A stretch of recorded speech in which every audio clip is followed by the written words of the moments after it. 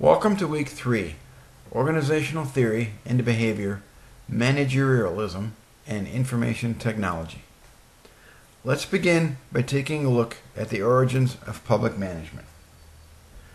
The text suggests that the profession of management began and developed as a profession of arms, and war at the state level is impossible without an effective system of public administration. There's also discussion about the continuing influence of ancient Rome. Ancient Rome established the first civil service and merit system as it was created by Emperor Augustus Caesar to raise taxes to support his military. So what is organizational theory? It is how individuals and groups behave in different organizational arrangements. This includes classic organizational theory. This suggests that organizations exist to accomplish production related with economic growth. There is a one best way to organize for production, which can be found through systematic scientific inquiry. Production is maximized through specialization and division of labor. People and organizations act in accordance with rational economic principles.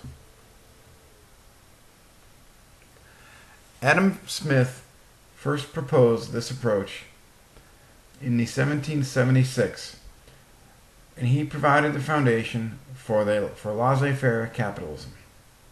He wrote of organizing pin makers under a factory where each person performed a specialized task. Specialization of labor was his invisible hand of the market. Under his theories, specialization increased efficiency. Traditional management requires sufficient and properly trained supervisors at every level of the operation.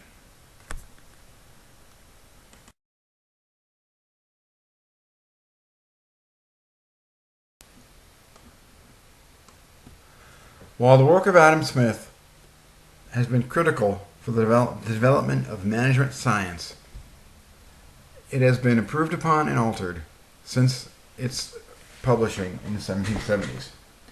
The basic problem with the traditional hierarchical organization was that it was dependent on the proper enculturation of individual supervisors at every level for its success. Under stable conditions, properly trained military officers and factory supervisors performed well, but as military affairs and factory production became increasingly unstable during the French Revolution, the age of Napoleon, and later the Industrial Revolution, mechanisms had to evolve to compensate for the inherent rigidity of the traditional hierarchy. This led to the work of Frederick Taylor. Taylorism, or its successor, scientific management, was not a single invention, but rather a series of methods and organizational arrangements designed by Taylor and his associates to increase the efficiency and speed of machine shop production. Taylor established 4 duties of management. First one was replacing traditional rule-of-thumb methods of work accomplishment with systematic, more scientific methods of measuring and managing individual work elements. Second was the scientific study of the selection and sequential development of workers to ensure optimal placement of workers into work roles. The third involved obtaining the cooperation of workers to ensure full application of scientific principles. And finally, establishing logical divisions within work and roles and responsibilities between workers and management.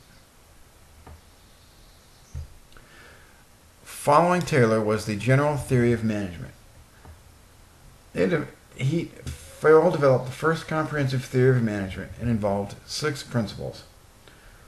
These were technical, or production of goods; commercial, the buying, selling, and exchange activities; financial, raising and using capital; security, protection of property and people; accounting; and then finally managerial, which is the coordination, control, organization, planning, and command of people.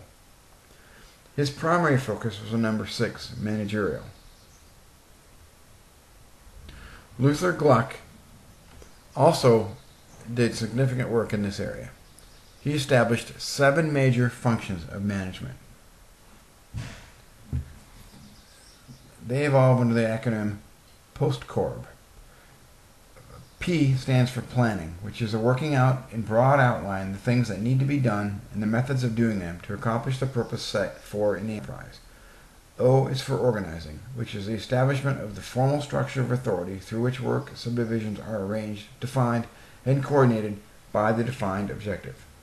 S establishes staffing, which is the whole personnel function of bringing in and training the staff and maintaining favorable conditions of work.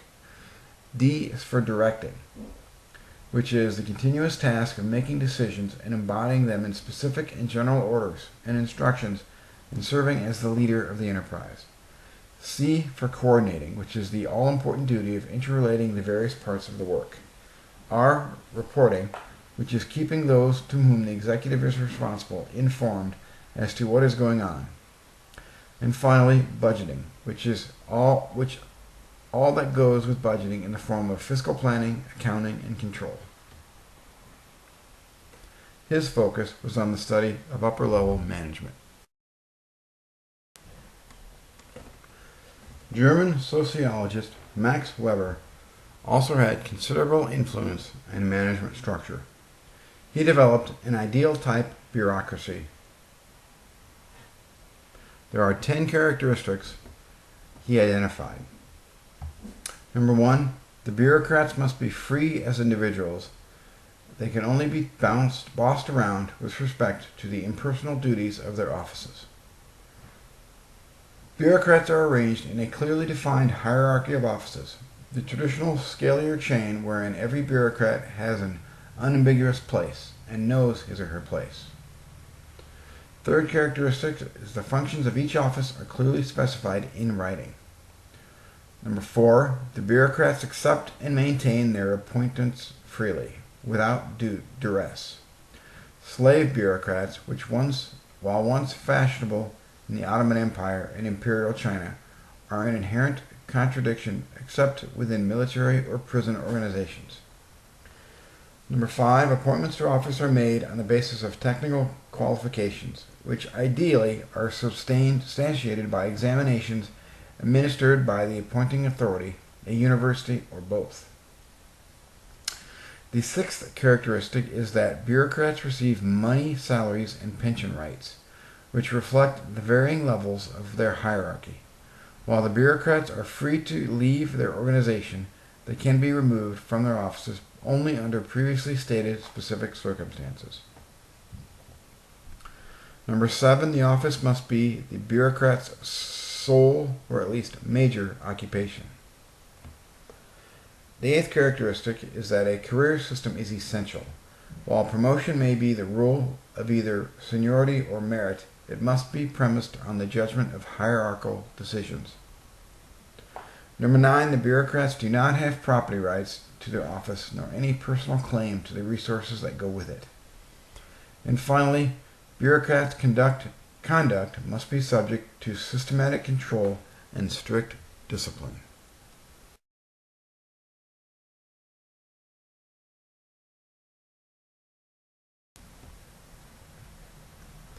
Herbert Simon, seen here on the right in front of the chalkboard, established the principle of bounded rationality.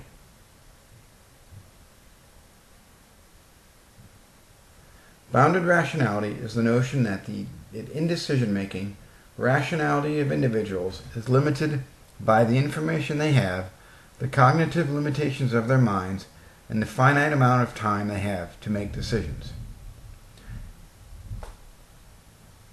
His work on administrative science and decision-making went in 2 major directions. He was a pioneer in developing the science of improved organizational decision-making through quantitative methods such as operations research and computer technology. He was also a leader in studying the processes by which administrative organizations make decisions.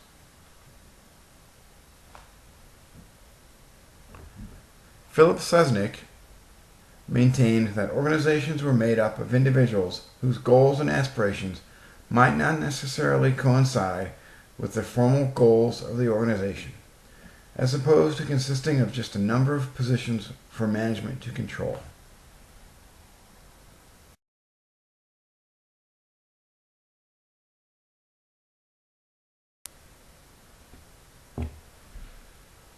Modern structural organizational theory is concerned with vertical differentiations.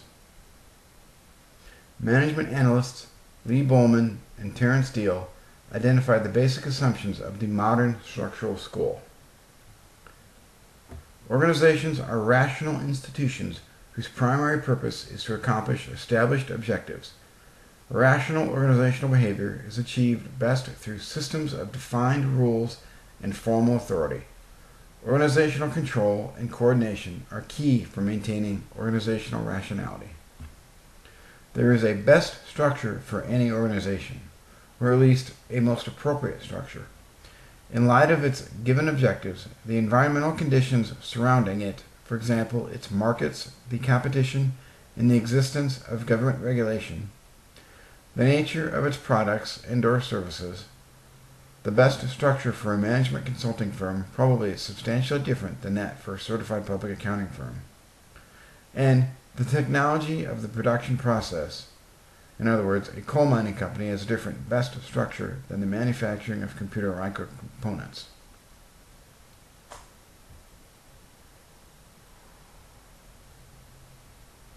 The third assumption is that specialization and the division of labor increase the quality and quantity of production, particularly in highly skilled operations and professions, such as building airplanes. Most problems in an organization result from structural flaws and can be solved by changing that structure.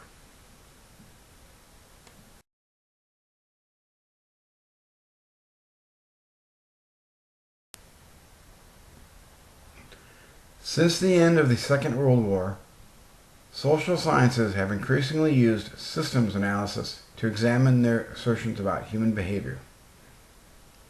Systems theory views an organization as a complex set of dynamically intertwined and interconnected elements, including its inputs, processes, outputs, feedback loops, and the environment in which it operates, and with which it continually interacts.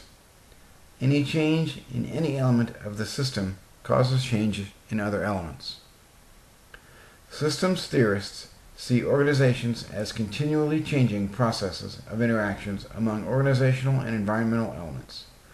Organizations, not being static, are in constantly shifting states of dynamic equilibrium.